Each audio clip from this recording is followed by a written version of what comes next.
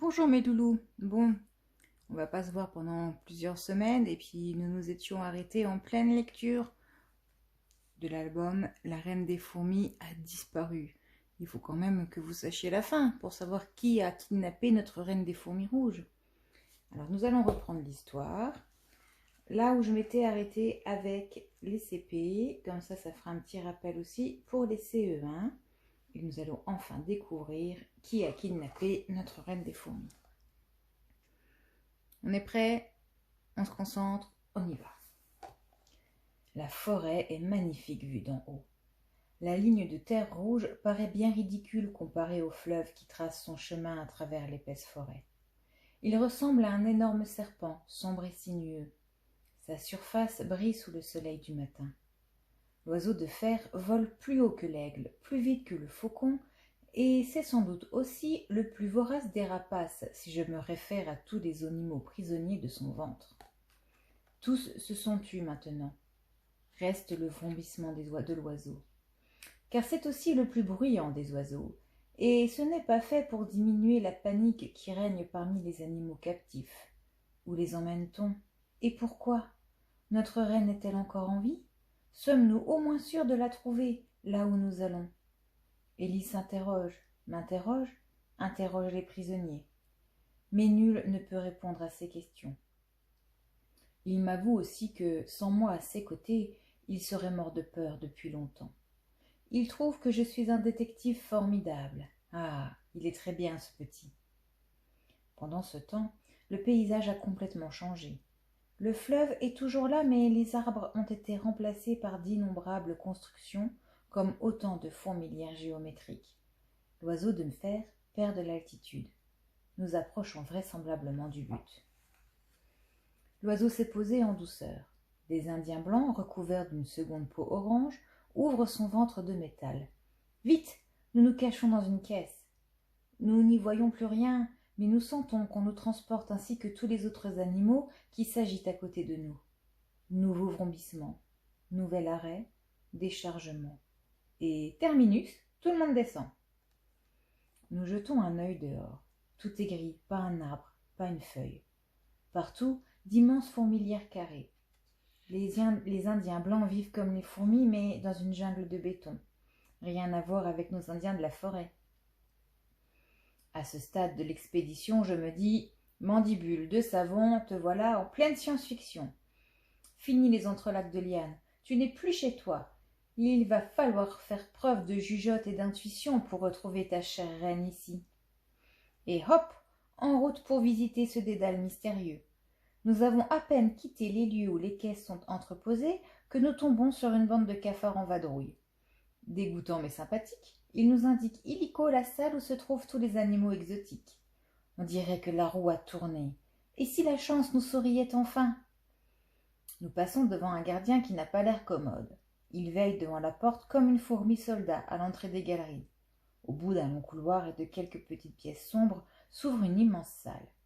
Nous sommes à peine dépaysés tellement ce bâtiment ressemble à une fourmilière géante.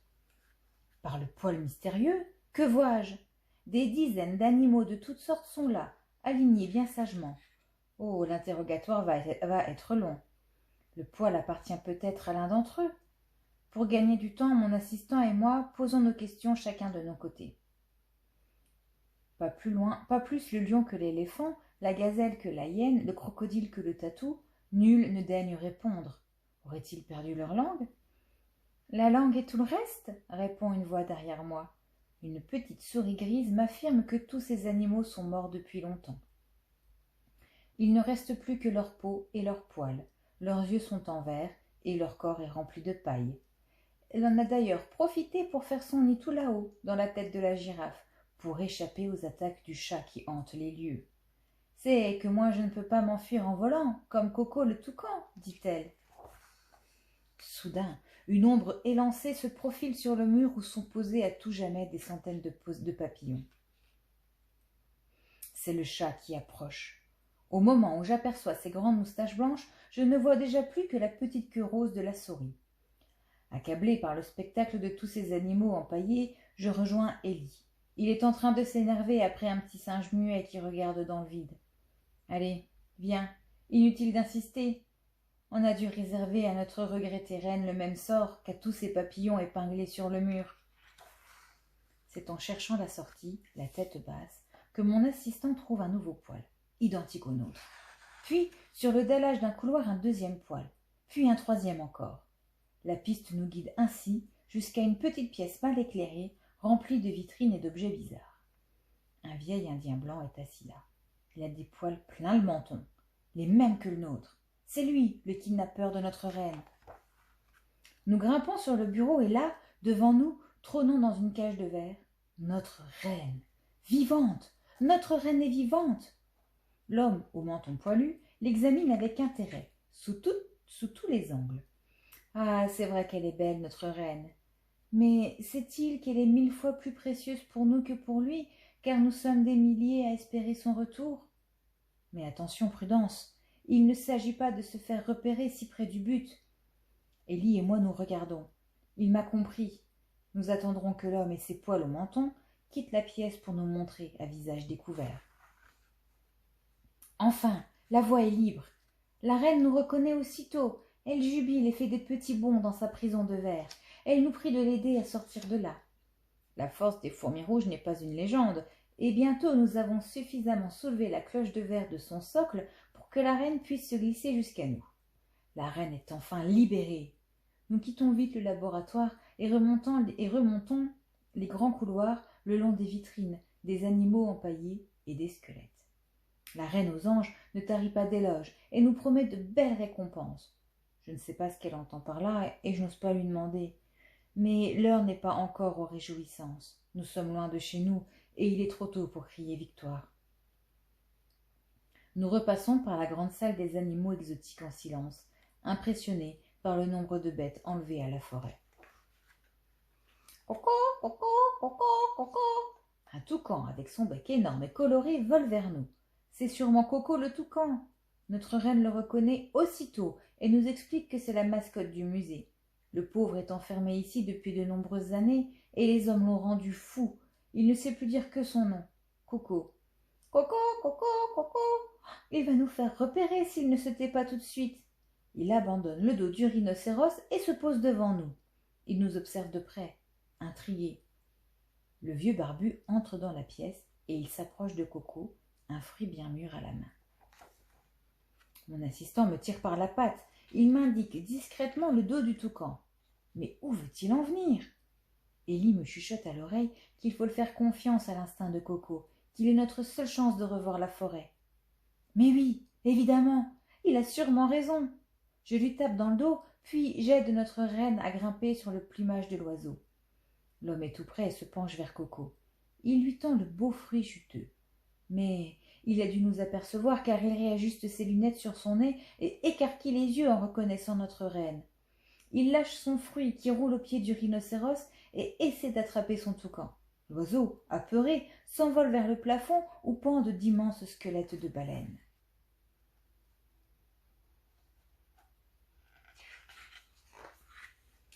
L'Indien barbu nous poursuit à travers toute la salle, bientôt rejoint par le gardien pas commode de l'entrée qui a entendu le raffut. Coco panique, vole dans tous les sens, entre les cornes et les oreilles des animaux pétrifiés, indifférents au tapage. Il finit par se cogner à une fenêtre. Il s'égosille. Coco, coco, coco, coco et échappe de justesse aux grandes mains du gardien dans une envolée de plumes noires. Il tente de s'enfuir par une autre fenêtre. Il prend de l'élan et vlan brise la vitre de son gros bec. Il se retrouve dehors, et nous avec. Sous l'effet de la peur, le toucan retrouve toujours son instinct d'oiseau libre, nous explique Élie. Ah, celui-là, il m'épate. Maintenant, Coco vole au-dessus des toits, et le vieil homme crie le nom de sa mascotte, les bras levés vers le ciel. Il n'est déjà plus qu'un tout petit point. Nous nous accrochons aux plumes du toucan. Coco file sous le couvercle des nuages, file au-dessus de la ville.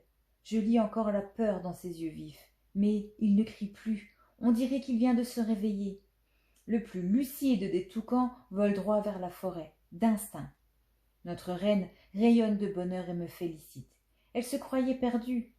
Je renvoie, à juste titre, les honneurs à mon assistant et au toucan. Sans la grande idée de dernière minute d'Élie et sans l'instinct de Coco, nous serions encore prisonniers du musée. Ce ne sera d'ailleurs plus un assistant qui accompagnera désormais Mandibule dans ses enquêtes, mais un associé de valeur. Mon assistant, non, pardon, mon associé, très ému par mes paroles, laisse alors échapper le fameux poil, devenu inutile. De tout le voyage, il ne l'avait pas lâché, veillant sur le seul indice précieux qui pouvait nous mettre sur la piste. Nous le regardons voltiger un moment dans les airs et disparaître complètement dans le bleu du ciel. Faisant confiance à Coco, heureux d'avoir retrouvé sa liberté, nous nous installons confortablement au milieu de ses plumes et nous nous laissons bercer.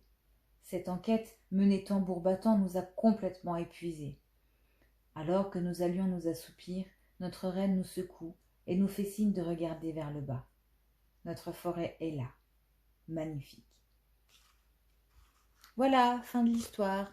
Nous avons enfin découvert que c'était bien les humains qui avaient enlevé la reine des fourmis rouges.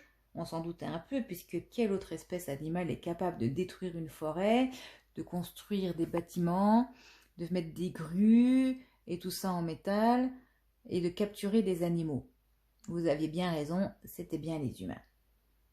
Bon, on est content de savoir que la reine des fourmis va retrouver sa fourmilière et faire de nouveau plein de bébés.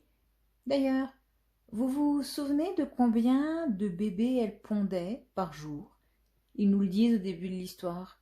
Si vous vous en souvenez, n'hésitez pas à me l'écrire dans les commentaires et à me donner de vos nouvelles. J'espère que vous allez bien et ça me fera plaisir de savoir que tout va bien pour vous et que vous avez aimé ou non l'histoire.